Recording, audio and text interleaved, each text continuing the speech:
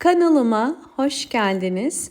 Bugün sizlere orkideler çiçeklerini döktükten sonra nasıl bir bakım yapmak gerekiyor ve özellikle orkidelerde budama işlemi nasıl yapılır bunu size detaylı göstereceğim.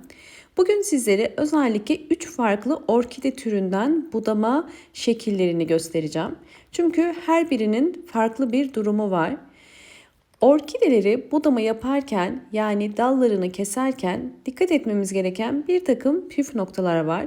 Hemen size birinci orkidemi gösteriyorum. Bakın bu ana dal. Ana daldan çıkan bir çiçek dalı gördüğünüz üzere bütün çiçeklerini döktü. Çiçeklerini döktüğü boğumlar, bakın şöyle yakından gösterirsem bunlar çiçeklerini döktüğü boğumlar ve şu anda boş boğumlar. Bu boğumlardan artık çiçek dalı çıkmayacak. Bu yüzden budama işlemini yapıyoruz ki boğumlardan tekrardan çiçek dalı çıkabilsin. Bu bir boğum ve gördüğünüz üzere üzeri kabuklu. Yani bunların içinden tekrar çiçek dalı ya da keyiki çıkabilir. Hemen bakın gördüğünüz üzere şurada boş boğumlar. Bu ilk çiçeğini dökmeye başladığı boğum. Budama yaparken dolu boğum ile boş boğum arasından kesiyoruz. Bakın gördüğünüz üzere dolu boğum ve boş boğumun arasından kesiyoruz. Hemen bir parmak üzerinden tek hamlede ve keskin bir bıçak kullanmanız gerekiyor ki dalın ezilmemesi gerekiyor. Bakın gördüğünüz üzere kestim. Kestiğiniz dalın üzerine isterseniz toz tarçın sürebilirsiniz ya da bir şey sürmenize gerek yok. Zaman ile dal kuruyacaktır üst kısmından. Bu da kestiğimiz dal gördüğünüz üzere bütün boğumlardan çiçekler döküldü ve bu şekilde boş boğumlar. Şimdi sizlere ikinci budama şeklinden de bahsetmek istiyorum. İkinci budama şekli bakın bu bir ana dal. Yan daldan çiçek dalı vermişti ve yan dalda çiçeklerini döktüm. Yan daldaki budama nasıl yapılır? Çünkü ana daldan farklıdır. Yan dalın hepsini kesmek mi gerekiyor? Bakın bunlar gördüğünüz üzere bakın yeşil yani dolu boğum. Hemen sonraki boğumda boş boğum. Budama yaparken yan dalda da aynı şekilde yapıyoruz. En son çiçeğini döktüğü boğum ile dolu boğum üzerinden tek hamlede kesiyoruz. Bakın gördüğünüz üzere bu budadığım dal ve içerisindeki bütün boğumlar boş yani çiçek döktü bu boğumlardan. Evet hemen diğer dalını da bakın buduyorum. Yine aynı şekilde en son çiçek döktüğü yerin altından kestim. Ve gördüğünüz üzere bakın ana dal ve yan dalı da budamış olduk ve yeşil bir boğum var. O boğumu kesmedik çünkü bu boğumdan da çiçek ya da yavru orkide çıkma ihtimali var. Bakın yine burada da yan dal ve gördüğünüz üzere bakın yan dalın üzerinde de 3 tane yeşil boğum var. Şöyle yakından da bakın gösteriyorum. Budama yaparken kesinlikle boğumları boşuna kesmeyin. Üçüncü tür budamada ise tamamıyla orkide dallarının sararması durumunda nasıl bir budama yapılması gerekiyor ve neden sararır? Bakın size bu orkidemi özellikle yakından da göstermek istiyorum. Bu orkidemin dalının sararmasının nedeni bu orkidem yaklaşık olarak 3-4 dönemdir çiçek dalı çıkarıyor. Bakın hemen anlayabilirsiniz. Üçüncü budadığım dal bu dal. Ve bu da bakın ikinci çiçek dalını çıkarmış olduğu bir dal.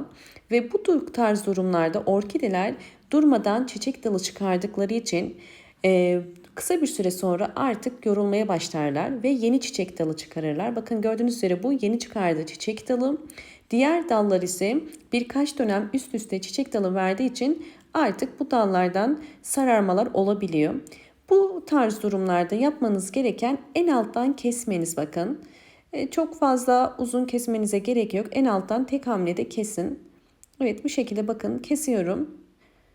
Ve diğer dalı da aynı şekilde keseceğim. Orkide dalının sararmasının diğer nedenleri ise eğer orkideleriniz çiçek döktükten sonra uzun süre eğer budamadıysanız bu da orkide dalının sararmasına sebep olabilir. Ya da eğer çiçeklerinizi çok fazla suluyorsanız sulamadan da kaynaklanan kök çürümeleri ya da mantar hastalıkları gibi hastalıklarda orkide dalının çürümesine sebep olabilir. Evet budama işlemini tamamladım ve gördüğünüz üzere bakın artık orkide bakımını yaptık. Zaten yeni bir çiçek dalı vardı. Diğer budamış olduğum orkidelerimde de zaman ile bu boğumlara ara sıra su sıkarak ve nemli tutarak bol ışık alan bir yere koyarsanız zaman ile bu orkidelerinizin yan dallarından, boğumlarından yeni çiçek dalları çıkardığını göreceksiniz. Sizleri hemen budadığım ve yan dallardan çiçek çıkaran bir orkidemi daha gösteriyorum. Bakın gördüğünüz üzere bu orkidemde yine budamış olduğum bir orkidemdi çiçeklerini döktükten sonra. Ve bakın görüyorsunuz çok güzel yan dal çiçek dalları çıkardı.